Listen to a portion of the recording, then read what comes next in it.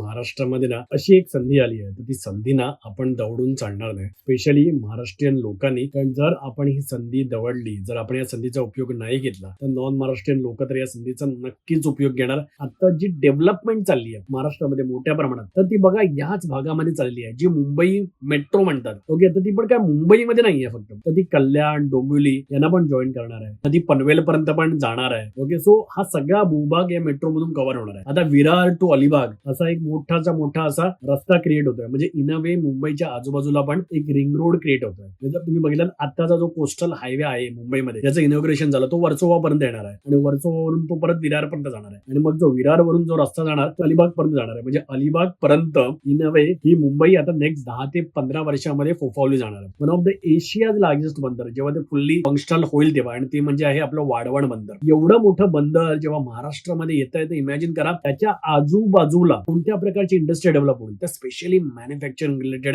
Industries develop होतील. कारण का सांगा, कारण बंदरामधून ना मोठ्या प्रमाणात माल पटकन एक्सपोर्ट करता येतो आणि या बोटीमध्ये जर आपण आपला माल एक्सपोर्ट करू शकलो जगामध्ये, महाराष्ट्रासारखं राज्य जे या देशामध्ये ऑलरेडी नंबर 1 वरती आहे, तर ते जगामध्ये पण नंबर 1 बनू शकतं. अशा प्रकारचं पोटेन्शियल आज इथे डेव्हलप होत आहे. संपूर्ण व्हिडिओ पाहण्यासाठी प्रगत लोके टॉक्सच्या YouTube चॅनलला व्हिजिट करा.